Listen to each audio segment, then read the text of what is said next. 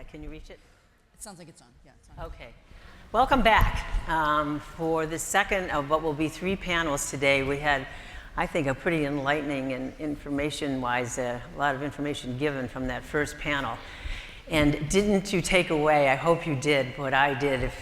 There's an old saying that people will never remember what you say, but they'll always remember how you make them feel. And it seems to me that that group made me feel that they have our country at heart, that they're energetic, they're not afraid of being women anymore, and yet they don't have to parade the fact their gender. And also that they are in it together to make things work for us. That's a good feeling, a good message to come from them, wasn't it? So I congratulate them.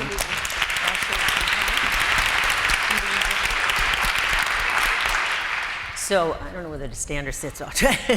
Our second panel deals with our state, the Commonwealth of Massachusetts. And these are leaders here from our state.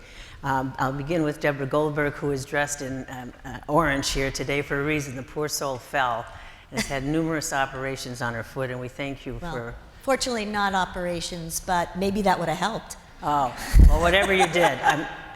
Deborah Goldberg is the treasurer of the Commonwealth of Massachusetts. Previously, she was a 6-year member of the Board of Selectmen in the town of Brookline. So we welcome you, Deborah Goldberg.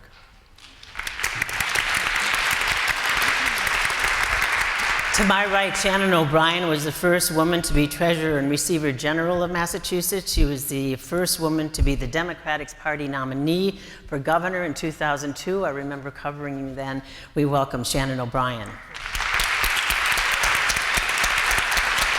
From Dorchester, State Senator Linda Dorcena Forry.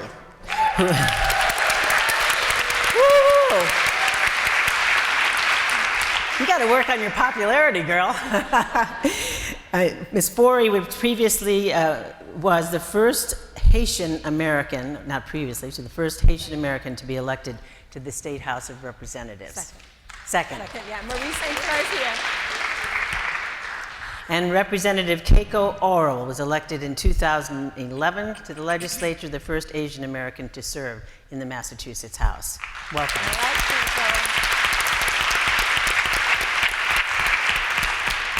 I'm taken by the change in diversity over the many years that I've been reporting in this city, and you can see it reflected right here on our panel.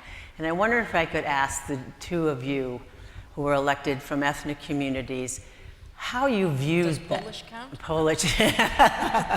Well, especially the newer, I would say, immigrants to our city, not so new, but how your being Haitian or being Asian affects how you think and what you feel, how that adds, if you do, to your responsibilities. May I begin with you, Ms. Forry? With me? Sure. Okay, very good. Well, first of all, thank you for having me on this panel. I want to thank Vicki, I want to thank the EMK Institute, and it's wonderful to have you, Natalie, as a role model who's been on television for a long time in terms of breaking barriers and having women present. So thank you for all you've done. Okay, so I'll just say that, it's an honor to represent the 1st Suffolk District. I've been in office now for about 11 years. And I'll say that I'm the 2nd Haitian American elected. Marie St. Fleur was the 1st, who's here with us today.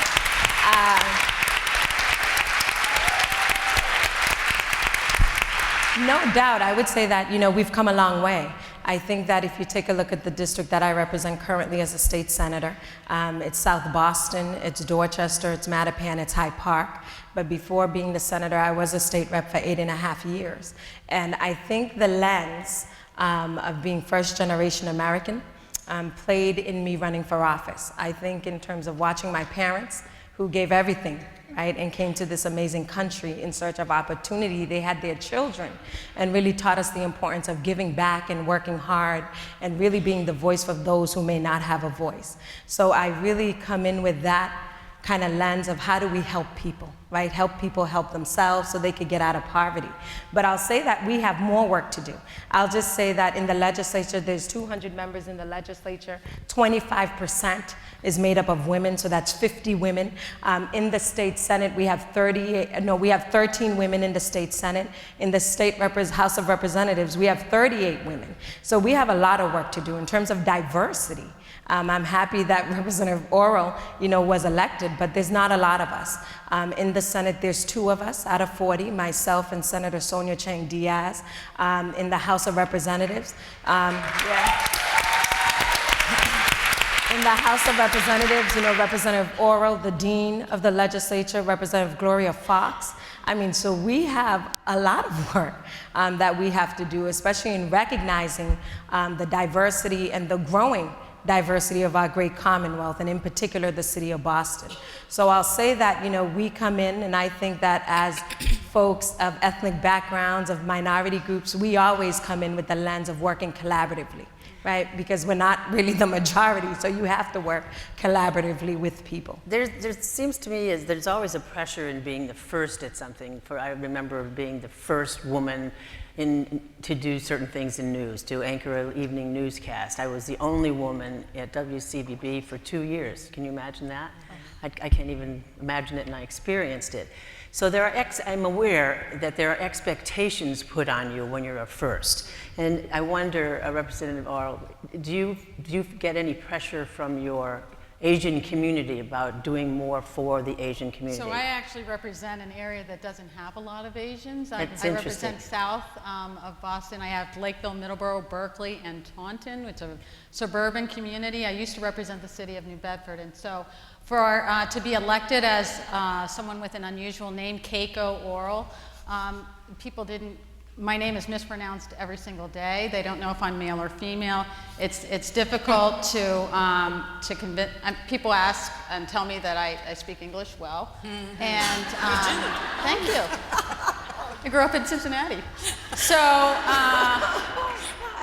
those types of challenges happen on a regular basis, and so we roll with it. I'm here to serve the people of the Commonwealth, and there is a bit of pressure as far as being the first, because I want to do it well, and I want to set the stage for others. I want others to see it so they can be it, and I want them to be able to say, oh, well, she could run. There are other people up there who may be considering public office, and they have a wonderful senator and Senator Forry, Dorcena Forry, and I think that we need to have more diversity so that others can get involved. So you represent a district with very few Asians. Right. So that was not a factor in your getting elected. Correct. What appealed to your voters? Why did they put you in office? So I was elected in a special election, and I was elected in the city of New Bedford, and I am a Republican. And so that's where the difficulty in staying in office, getting into office and staying in office in Massachusetts has been a challenge. But what I have brought to the district is my hard work ethic and my ability to listen to people, my ability to work across the aisle and to be respectful. And I think that the first panel addressed that very well as far as being able to express a difference of opinion, but being able to do that with respect. Shannon O'Brien, I remember your election, your run for election in 2002.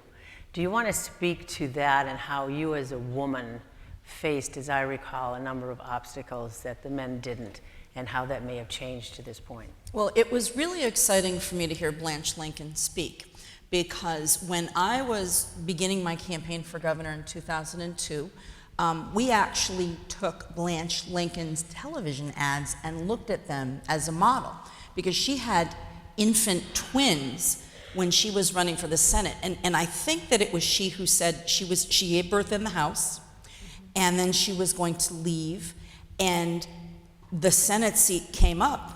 And when the children were born, they said, will you run for the Senate? And she said, I'm not going to run for higher office until they can tell right from wrong, or something like that. And then the Senate seat opened up.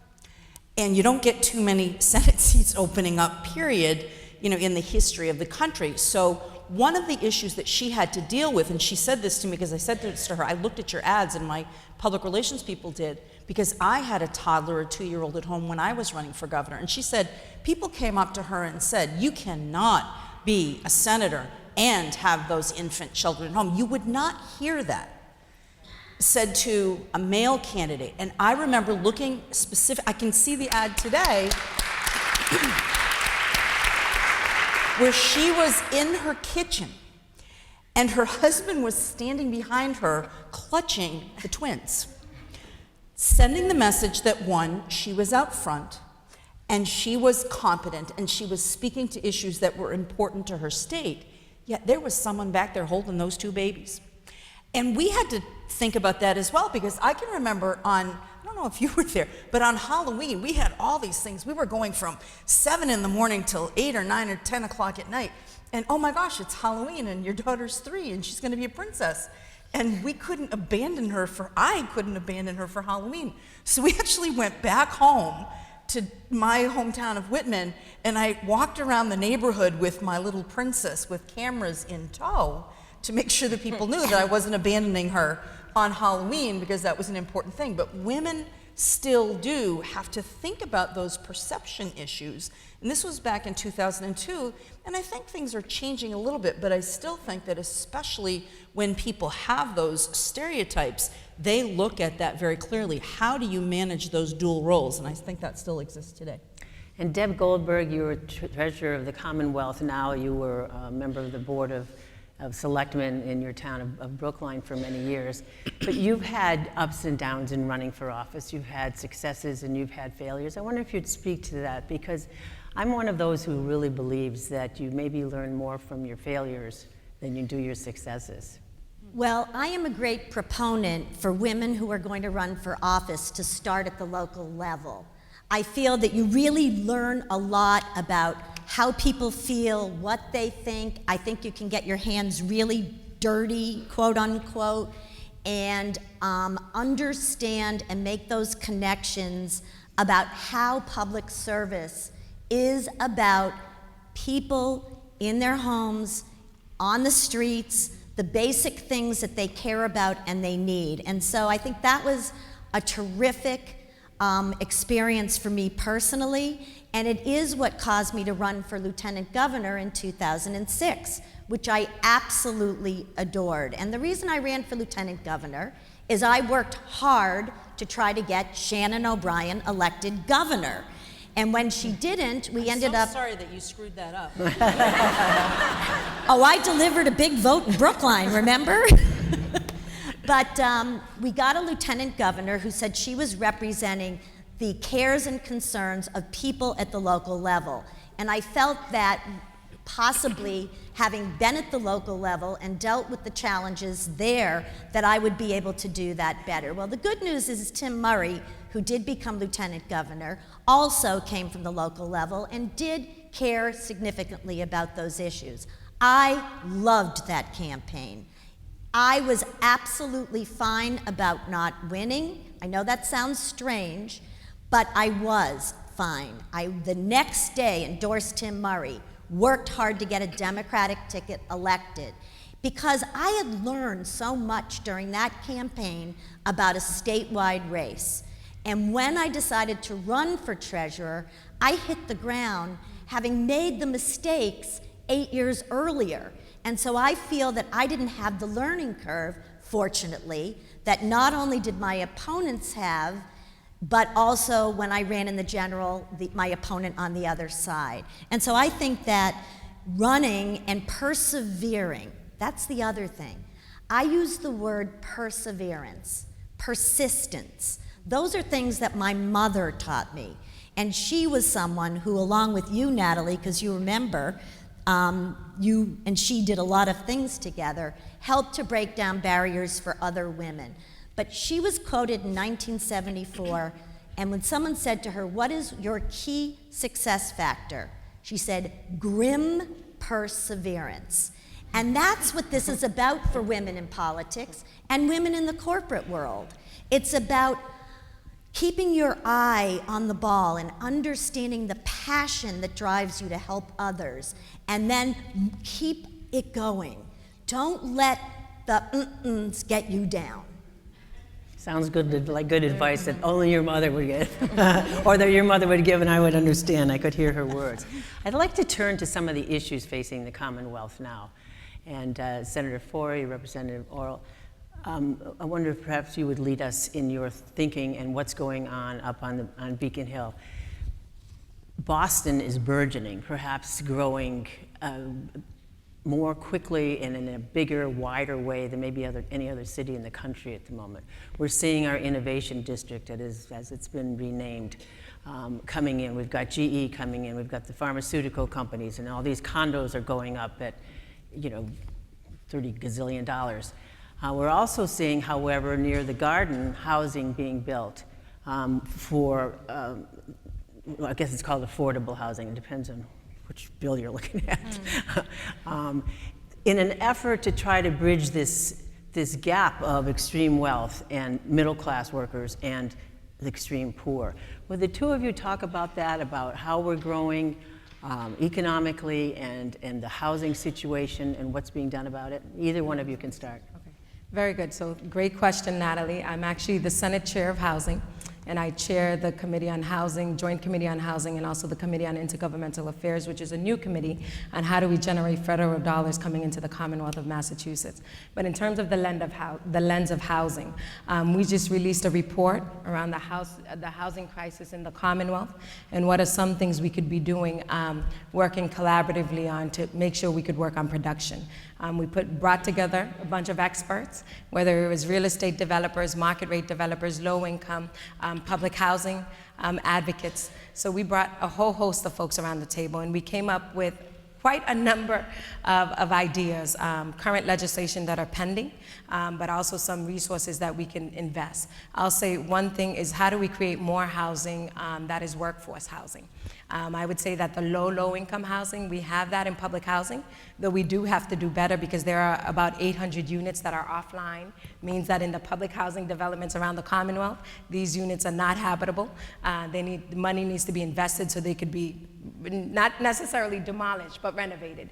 And so we came up with a creative idea. How do you help and train people who live in public housing to do that work? So that's one of the proposals. So the people who live there do the work? To help in terms of really job training and workforce development. And where does the money come from to do this? So this is a legislation that is pending. It's quite tough, right? Because we're in a tough economy, although you see construction taking place all over the city, in particular in my district, in South Boston, the waterfront, a lot of development taking place. But we still have a lot of work to do, because as you mentioned, Natalie, I mean, it is high-end luxury condominiums. So where is the middle force, right? Where is the middle housing for the workforce? Mayor Walsh has been talking about that. How do we create that?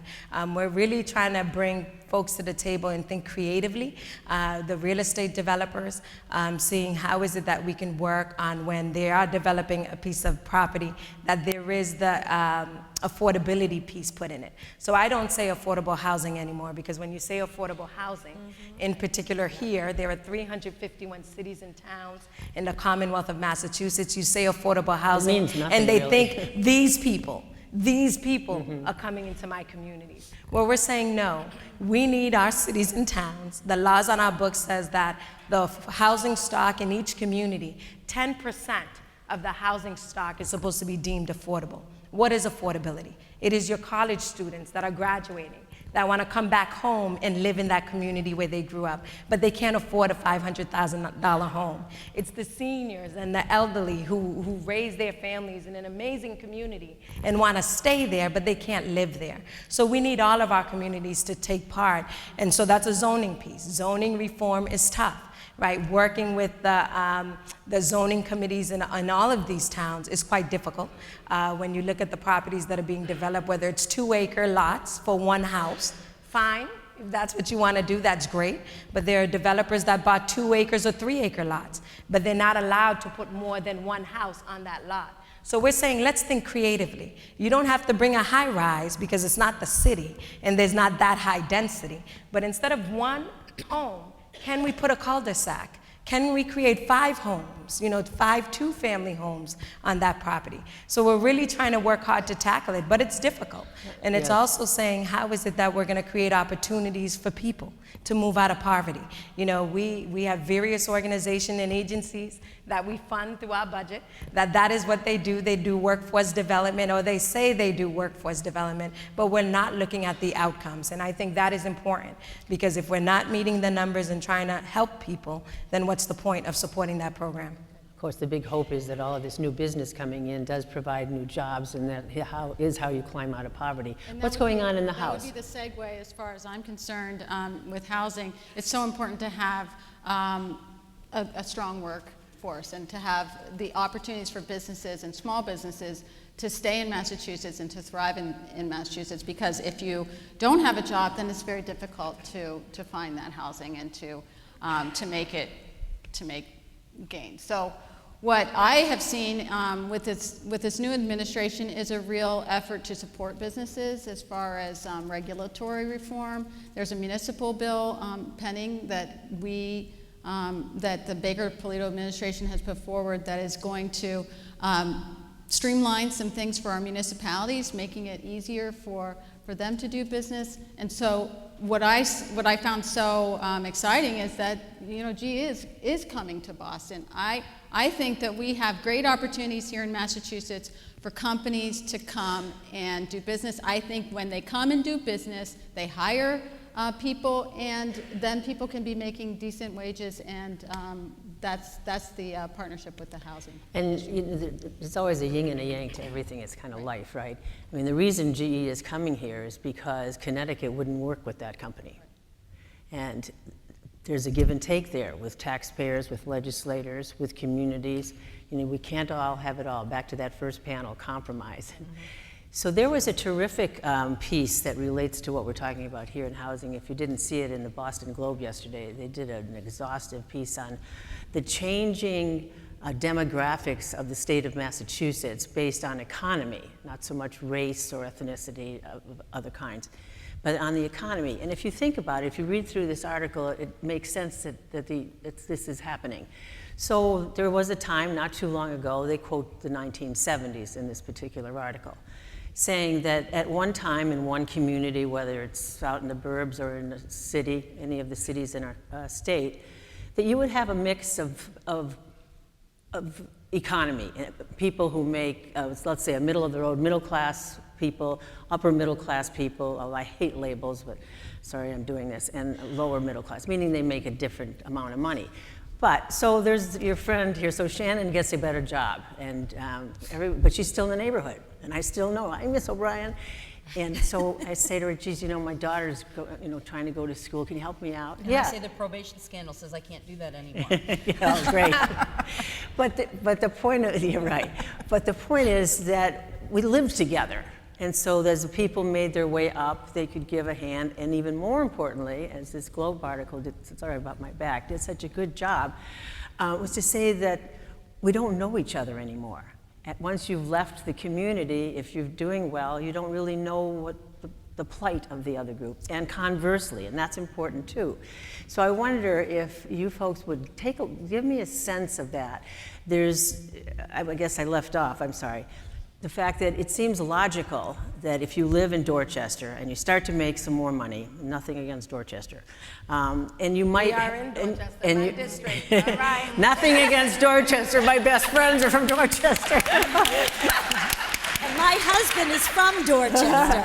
But the point is, when you make a little more money, you might want a little more lawn, say. You might want a house with a little more space. And now you can afford it, and so you leave. So that gentrification, if you will, seems logical and normal, but it produces issues. Would you like to speak to that? We were talking about that a little before. You've seen it change. You see it change, and it's not just moving to these sort of suburban enclaves. Right. And Linda, you also talked about the sort of zoning in different communities that basically zones people out of communities. So there's not that kind of fluidity between different people sort of knowing each other and going to school with one another. That's part of the problem. It's sort of housing and how people find themselves living in those types of neighborhoods that do become increasingly more segregated or siloed, if you will. But it's also part of our society. It's not just where you live. It's a lot of the institutions that kept us as part of a community. You know, I think right now about what's going on in the presidential election. This is very scary, even as a Democrat sort of watching with a little bit of glee what's happening within the Republican Party. But it's scary to anybody like myself who has grown up, you know, my great-grandfather was a Democrat, the first Democrat elected from Hampshire County in the 1930s, and my grandfather was embalming commissioner. My father, that's the funeral director. My father was a governor's counselor, served with Carol Fiola. He was a county commissioner. So I've grown up, and my family has had a set of values that ground us not only to our community, but also to people all across the state and all across the country, that sort of same activity and experience. We're losing that kind of grounding among friends and people that come from different places. One of the jobs that I had a couple of years back, I was the CEO of the Girl Scouts in Greater Boston. And you know, when I was being recruited for that job, you know, it's a $10 million a year nonprofit leadership development. But what really got me excited was this is one of those experiences all across the country, and frankly, all around the globe, that girls can have growing up that everybody across the country has. And a lot of these institutional connections, in addition to housing, but it's also, those connections are being lost right now because we don't belong to groups as much. You know, I ran against Tom Birmingham, and one of the things he used to talk about, he used to quote this book called Bowling Alone. And it was that people don't bowl in bowling leagues anymore. My grandmother used to be in the Daughters of Isabella bowling league when she was— I used to be in a bowling league. but we now bowl, but we don't bowl in social groups that might have different people knowing one another. So it's not just the housing and the income that I only read the front page. I was at a soccer tournament all weekend. But anyway, but I understand what they're talking about. But it's how do we find those communities where we get to know one another? We can't all run for the United States Senate and be in that group. Deb Goldberg, can you weigh in on this? Well, I'm having all sorts of thoughts as I sit here, and it brings me right back to local level and the issue around housing, because I read that article very carefully, and I looked at my own community to see how, you know, things were in, they were in orange, they were in light green, and then they were growing to dark green, and the darker green you got, the more affluent. And when I was a selectman, I was pushing for retaining the character of Brookline, where there was the commuting community that lived in apartments and didn't have cars that lived there. They were working people. There were the town employees, all lived in the town of Brookline for multiple generations. And that was all disappearing. And I was clamoring for the rejuvenation of that, including supporting affordable housing right in my own neighborhood. And you're right, Linda.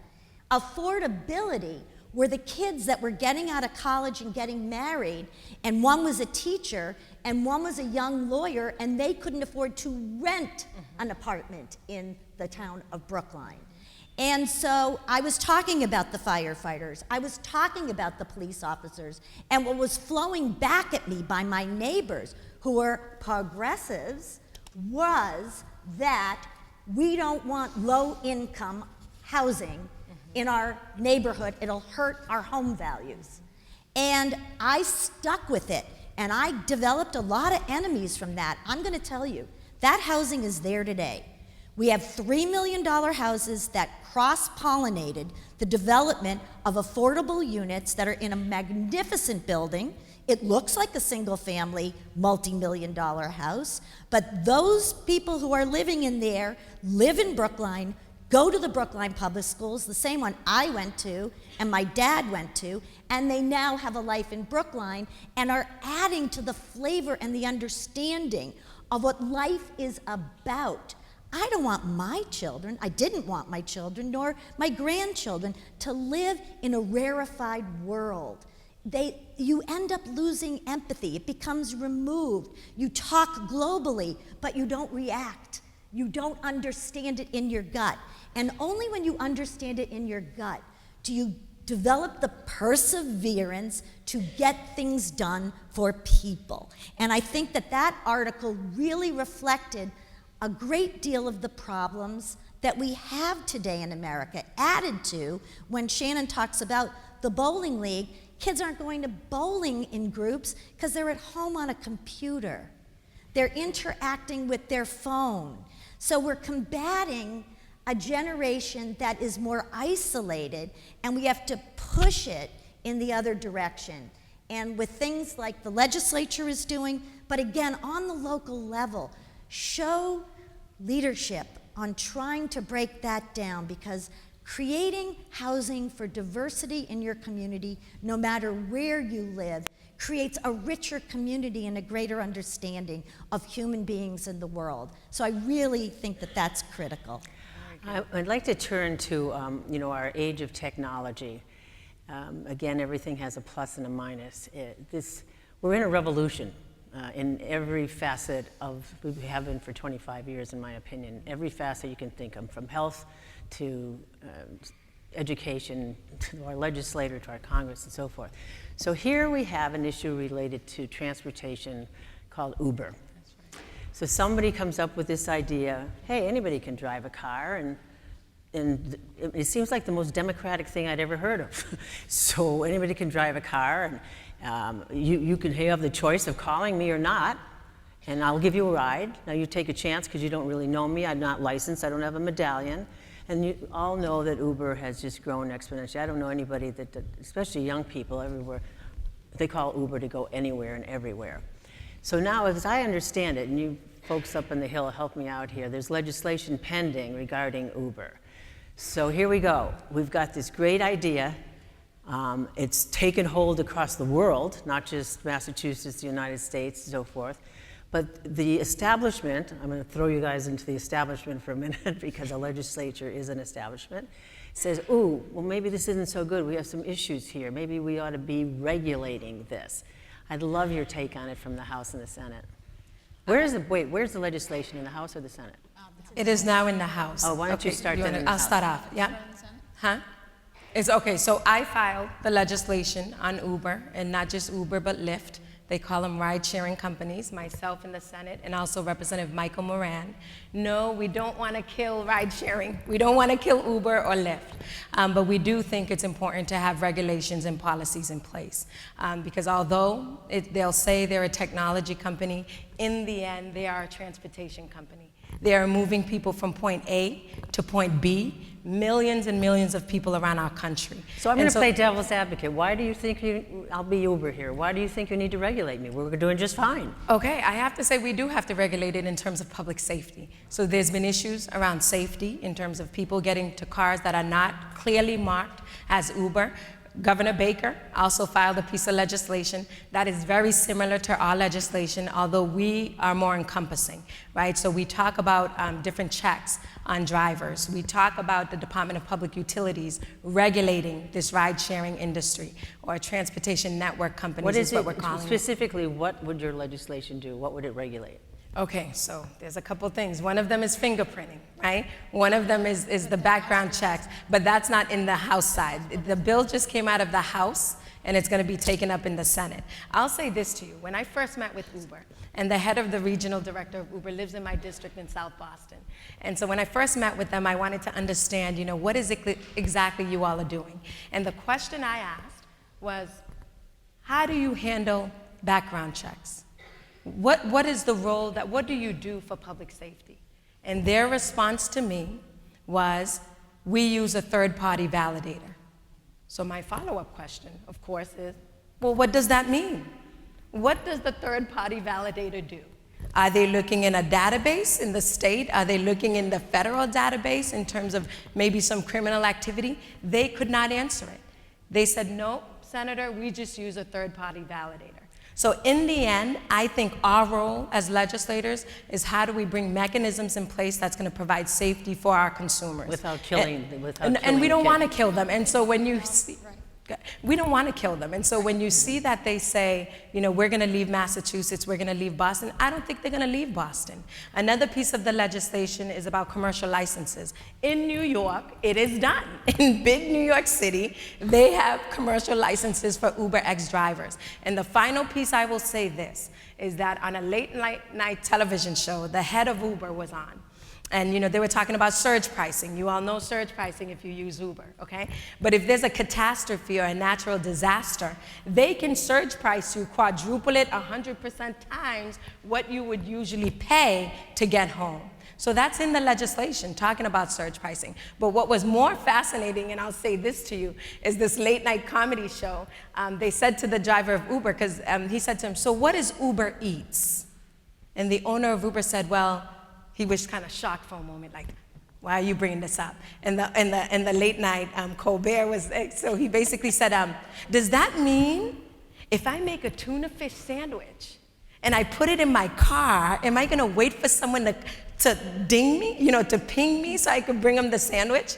And then the gentleman was like, well, you know, you'll get a ping. Someone will ping you. And then he's like, but how about if I held on to that sandwich for 2 weeks and it's now smelling up in my car? What am I gonna do? He's like, well, we're really trying to create a container that's gonna hold the food. Well, first of all, that can be an issue because we have a lot of small businesses here in the Commonwealth, over 540,000 small businesses in the Commonwealth, which is the backbone of our economy. How is that gonna have an impact on the restaurant business and so forth? They're not talking about that yet, but that's just some issues that are bubbling Let me turn out. to the House and how, Representative Orrall, So on Wednesday, what's that bill? we'll be taking this issue up. On Wednesday. and- Pardon? So on Wednesday, we'll be taking this issue up in the House, and I just want to acknowledge my House colleagues that are here. Carol Fiola is here; she's from Fall River.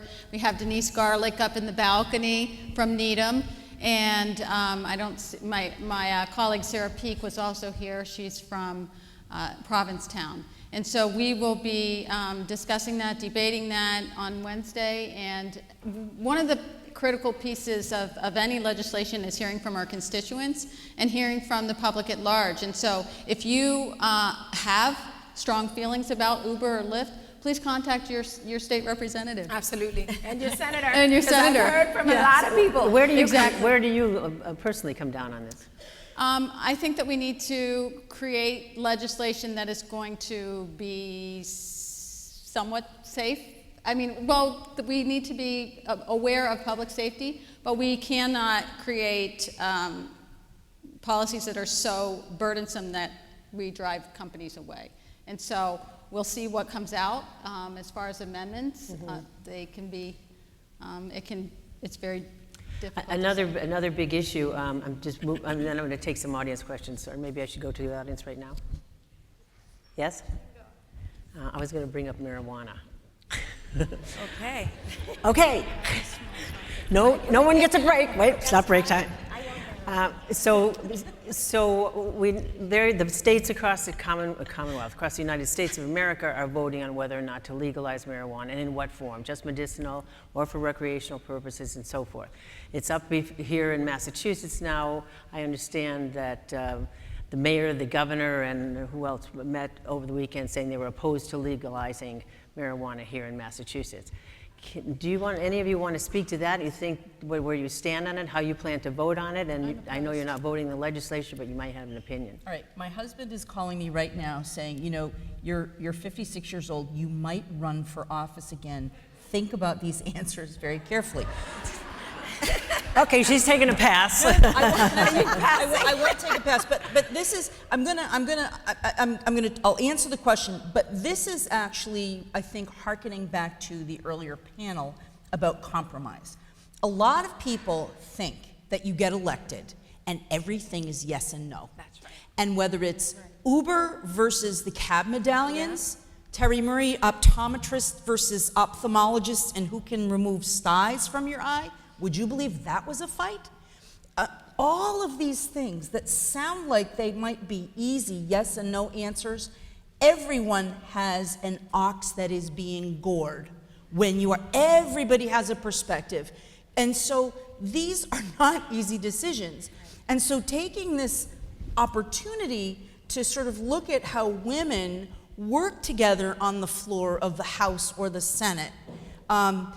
Jackie is nodding her head yes. Union issues, which sound like everyone should be supporting working families, Jackie Cook, but the fact is, all of these issues raise different problems. You bring in a new technology, you have to... Exactly. The yin and yang of life. The yin and yang of life. But this is what these people do every day. And the simplest of issues, whether or not an optometrist can remove a sty from your eye and not an ophthalmologist, that bill was held up for 5 years or maybe more in the legislature because different people had a perspective.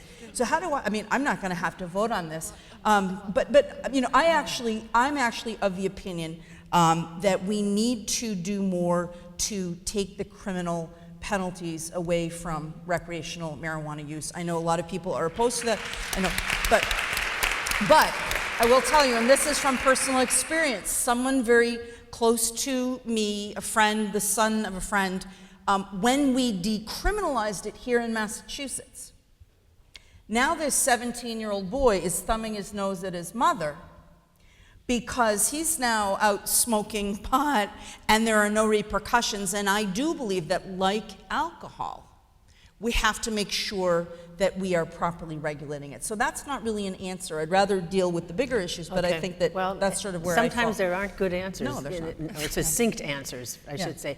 Do you want to speak to that, any of you? And I'm going to open this up to I was kind of astonished to find out that the ballot question puts the legalized marijuana right in my hands, which is kind of fascinating because the Treasurer's Office, as some of you probably don't know, ranges from what you think is the Treasurer's Office, which is cash and debt management, the pension fund, and the like, but it includes the Alcoholic Beverage Commission, the Mass State Lottery Commission, Mass School Building Authority, and a range of other things. So I was notified that the ballot question has legalized marijuana landing in the Treasurer's Office and that I have to be up and running. I think it requires me by January. Like 13 months. To do what? To be legislating and managing, as we do at the Alcoholic Beverage Commission, legalized marijuana. That was a shock to me because I don't smoke, I don't drink, and I don't gamble, and now I'm going to be responsible for all of those things. You'll be sober enough to do it. Deb, maybe that makes it a good thing. you'll be sober enough to do it. So let me talk about. So let me tell you what was really interesting to me. I do think the criminalization of having possession of small amounts of marijuana can ruin people's lives. Having them arrested, having them have a record, and I do think that it's been around so long that we absolutely have to do something about that. On the other hand, what was fascinating is when members of the Senate and members of the House went to Colorado to study what was going on in the marijuana business, people who had been typically for legalization of recreational marijuana came back against it. I think Senator Jason Lewis is a perfect example. What they're seeing in Colorado is that the criminal element has not gotten out of it. They've just been more legitimate,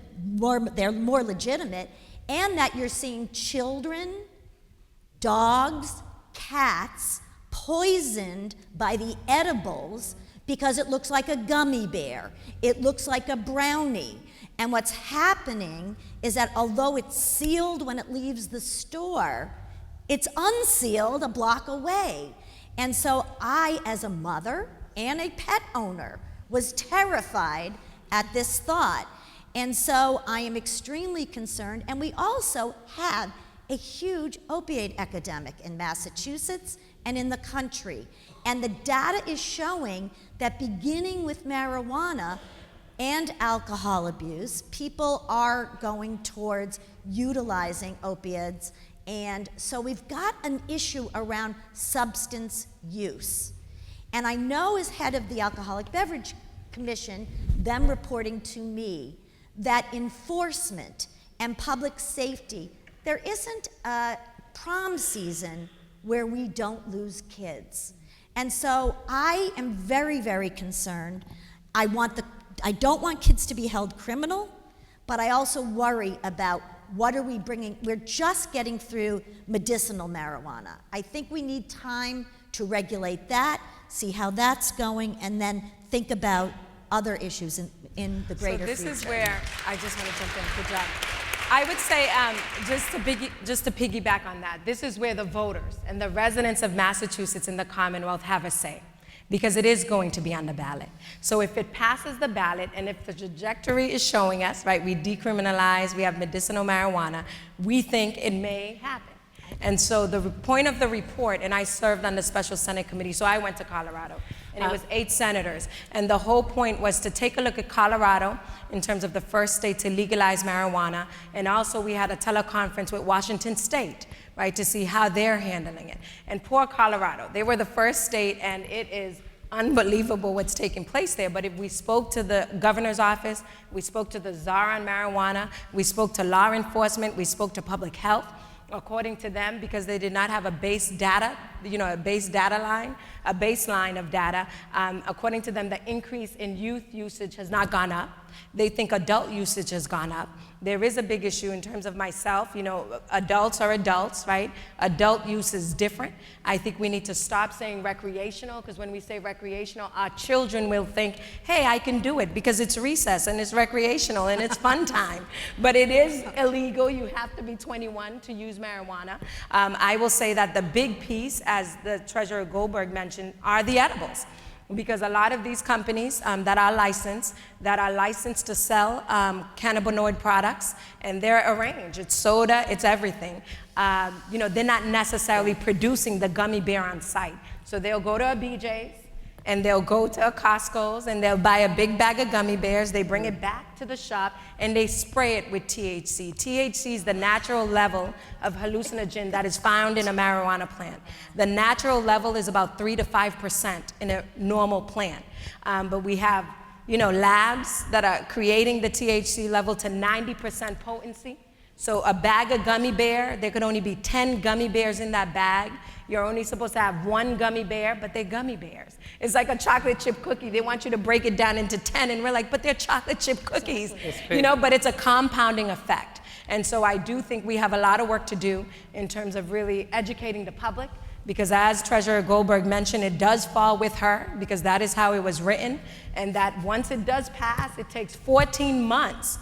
It has to be implemented, okay? That is a lot. That is not a long time to vamp up this system that we have. So we have a lot of work to do. We have a great report, so go on the website, the Massachusetts Legislature Senate website. We have the report on that we came back in terms of the Special Senate Committee on Marijuana, led by Jason Lewis, to really talk about the issues that we need to tackle if this is to go in place. If I could make one suggestion before this goes on the ballot as a vote, that you hire a marketing company or whatever it takes to make sure that every voter understands the pros and cons, specifically in the states such as Colorado and elsewhere where it has been legal.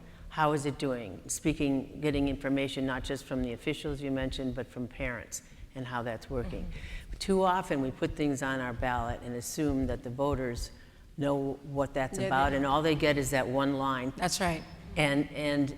And I think the burden is yours, and I think it's also the media's to dispense that information in some familial way, whether that's Facebook or whatever works, so that people know what they're voting for, and it's a good vote. I think, though, I just want to comment on that, because I want to open this up to I just want to say, it's on the ballot when the presidential election is. Yes, it is. And to get anyone to pay attention to something, a ballot question, when we have this incredible presidential election, would be really difficult. Can you move it? Get the noise. How about we need moving to it? do it through each other. No, can't move it. Never mind, we're not going to get into that. It'll be too technical. Can I take some questions from anybody here? Good job. Yes, ma'am.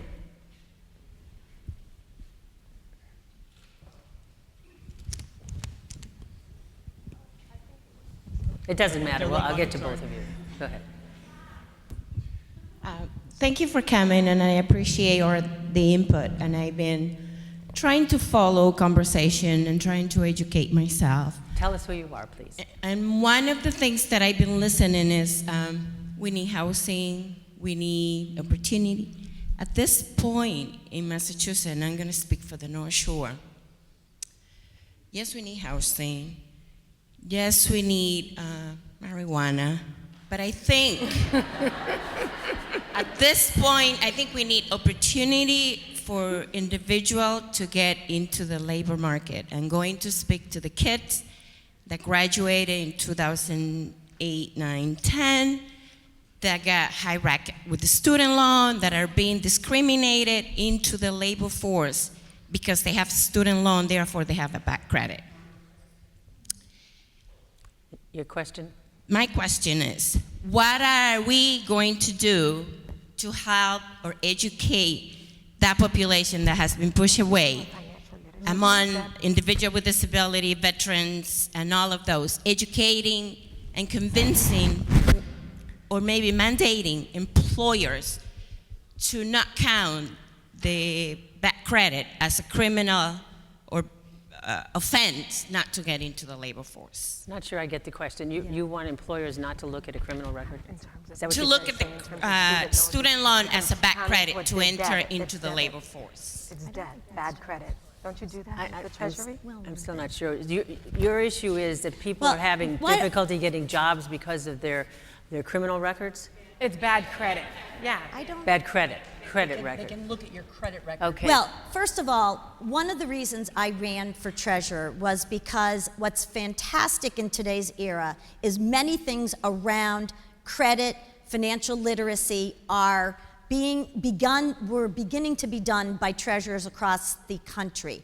So on day one, I created the Office of Economic Empowerment, led by a deputy treasurer. We convened, and in fact, Ann Bookman, who was here, is on one of my task forces. And we convened a group of, I'm going to tell you, we could have had 3 times the amount of people. 32 people, not in state government, some people were from state government, to look at best practices around financial literacy and financial education and giving people access to the skills they need, dealing with student debt, dealing with how do you make college affordable, and also savings, banking, retirement, how to avoid scams. 6 months, 700 hours later, we came out with our task force report in the 1st of December. We also rolled out something called Seed MA, a college savings plan for kindergarten children that also was wrapping services with financial literacy education for not only them, but their families. And so we are trying to create a situation to make sure that people don't have bad debt. Simultaneously, we were also working on the wage equity issues, breaking down those barriers, working with businesses, creating a toolkit so that businesses understand, A, how they identify the fact that pay equity does exist, that women are being tracked into lower paying jobs, that it is the professionals and the HR people's job to make sure that in their organization we don't have inequity. So again, women end up in greater debt because of the wage inequity issues that they confront. So if you have 2 kids coming out of college, one's a female, one's a male, the male is going to advance more in paying down his debt because of the wage problems. So I believe in synthesizing all of these things, and that's why we created the office that we did. And we are rolling out our programs.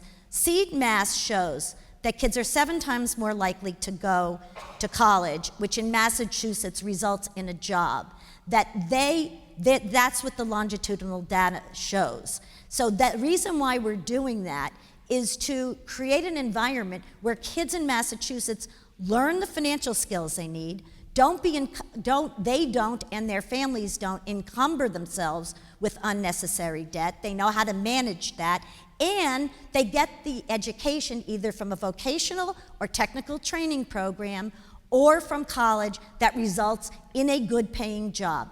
Together with that, we are mentoring young girls to stay the course into fields that will result in higher paying jobs. But they need that kind of support to stick with it and persevere.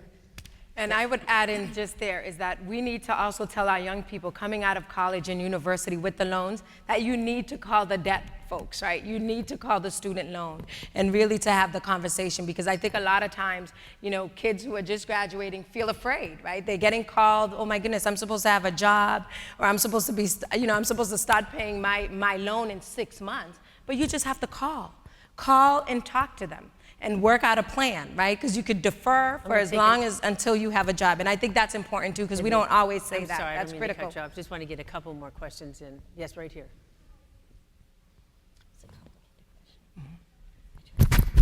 Everyone, my name is Wani Munoz. I work with the Chica Project, and I just have several young women that we brought today in the room up on top. And as an educator and social emotional, I'm going to changing the conversation a little bit, but as an educator and someone who works with social and emotional character building in several communities across the state, I want to kind of ask from you guys to kind of look into your teenage selves and peel the onion a little bit and think about what you would tell your younger teenage self about the importance of self-love and the discovery that it takes to find what puts fire in your belly to get to the next generation of our senators, Commonwealth leaders as a whole. Would someone like to try to answer that? The question. Briefly? Great question. I'll answer quickly. Very nice. I don't think I had any problem with self-love when I was growing up. I think that I had a pretty good ego, and I think that I was one of those people who was sort of motivated to be a leader. I mean, when I was in 4th grade, you know, I was writing the screenplays, or you know, for the Charlie Brown Christmas. I was Charlie Brown, and you know, in Catholic school. My daughter, however, and Carolyn Casey is over here. Governor Patrick created this program called Project 351. My daughter, whose father was in the legislature, I'm in the legislature, she has like multi-generational family who've been in politics, is pretty shy. But what Project 351 does is it brings out what they call the quiet leaders. And it gives them the leadership skills. And that's one of the things I think is really important, is that not everyone has that sort of innate ego and sense of self, or frankly, when I was younger, bossiness. Which sometimes is a bad word, but learning how to negotiate leadership in different ways. Leadership means a lot of things. I forget which one of the senators said it. You don't have to be a United States senator to be a leader, but learning leadership skills are especially important for young girls and young women, and there are many places like Project 351 in your project where you can learn that, and it is learnable. And you might think, I could never do that. You can.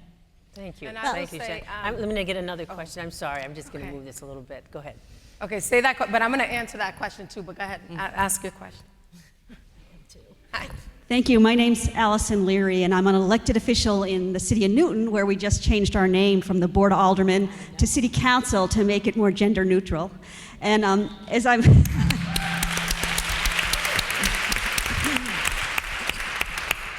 I'm listening here, and we're struggling with some of the all the subject that you've touched on, but particularly housing. And I want to just make that connection between transportation and housing, which we are struggling with in Newton, to get attainable, affordable housing, and how difficult that is to get through. But when we have 3 commuter rail stations that are inaccessible and inadequate bus service, I see at the state level we're cutting service and raising fares. I want to see. Not only that, the transportation sector is 1/3 of our greenhouse gases. We have to get people out of driving around by themselves and giving them alternatives to single-use vehicles, including excellent public transportation, because we are a world-class city. And I'd like to know if you have some ideas about how we can actually get there. We need to offer people transportation if we're going to build denser housing. So I'd like to get your thoughts on that. Transportation certainly is a big issue in our Commonwealth. Anyone who lived through last winter might attest to that. Does someone want to answer that Really quick, briefly? in terms of Newton, You had an opportunity, no doubt, to create housing that's affordable, about 7 units or so. Obviously, that did not take place. So it's how is it, even though there is commuter, right? There is some access around transportation in Newton. So how do we help our communities? 351 cities and towns, there was only 7 affordable units at the old fire station, but Newton did not support that going forward. So we need everyone to take place and do their part. I will say in terms of infrastructure, that is something we deal with every day. On the federal level, we used to have the hour grants to do federal infrastructure grants that came in to do our roads and our bridges. There is a plan in place because there are still roads and bridges that need a lot of work because for 30 years we did nothing. We did not do maintenance on it. So we have to play our role as the legislature, but working with the Baker administration, who has also focused on infrastructure, as Governor Patrick did previously, is to say this is something we need to do because we know focusing on infrastructure creates jobs. We put people to work right in our Commonwealth. But we need the dialogue to happen with all of our electeds, that we can't just wait for infrastructure and transportation to come. We need housing that's affordable for everyone in the Commonwealth. So Boston is not shouldering everyone coming to the city, which we welcome everyone. Back to Chica Project and Chica Program. I just got to say this. Yeah. You know, thank you for being here. And thank you for the young women. It is so important because the work that's being done, and I know Chica was started by Nunes, who's doing amazing work, focusing on young Latina women in our city, in our state. And so we are in 2016, okay? 2016, and there are issues that you're facing, right, that I did not face as a kid, right? And I think this program is important because you're doing the social, emotional piece, but it's about loving yourself. And I can tell you as a first-generation American, you know, my parents taught me about, you know, helping others and being supportive of family, and we're all in it as a unit. But that's not every family. So if we don't have that support at home, what is the mechanism to give that support, like the Chica program, but also the resources we need to put in our schools? I will say another piece that was an impact for me was my church. So I'm Catholic, and I had a church youth group, and we had a lot of young people. You know, we would hang out as a group. It's like 15, 16-year-olds. We would just go out together. You know, we would do things together. But it wasn't necessarily about hooking up and dating, right? It was more like doing projects and working on ourselves and talking about issues that you may not be able to talk at home. So I'll just say this, 2016, different time. Different issues. You are being, you know, kids are being bullied online. We talk about technology. Technology is positive, but there's also a negative part to technology. And I want to recognize our Senate President, Therese Murray, first woman Senate President in Massachusetts, for the work that was done on bullying in the legislature, passing anti-bullying legislation to say this is wrong, and how do we hold our schools accountable to make sure if a kid is being bullied that the principals and the teachers are doing Senator, their part. I'm gonna have to... And I will stop right now, so thanks a lot. Okay. One thing. You have 30 seconds, Ms. Goldberg. 30 seconds. Elect more women into office, and we will show and mentor young girls on self-love and self-realization. That's how we'll get it done. Are you good? Are you good, Representative Orrall? You're good. You're good also. Well, I want a big round of applause again for all of these panelists. It's no easy feat to try to lead a discussion about all the problems with the Commonwealth of Massachusetts in 1 hour, but you guys did a very good job in trying to put perspective on the things that are on people's minds, so thank you. And at this point, we're going to break for lunch, and someone, before you go, let me tell you what time to be back. Someone needs to tell me. Anybody running the show here? 1:30. 1:30. Please return by 1:30 in your seats. Thank you.